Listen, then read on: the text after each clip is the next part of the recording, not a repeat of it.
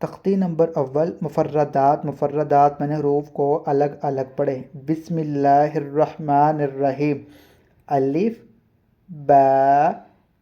تا سا جیم ح، خا کو موٹا کرنا ہے کیونکہ اس کے اوپر گرین کلر ہے، خا دال زال را، زا کو بریک پڑھنا ہے اور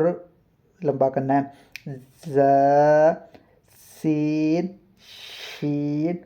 سواد کو خا کی طرح پڑھنا ہے، موٹا کرنا ہے کیونکہ اس کے اوپر بھی گرین کلر ہے، صاد زواد تو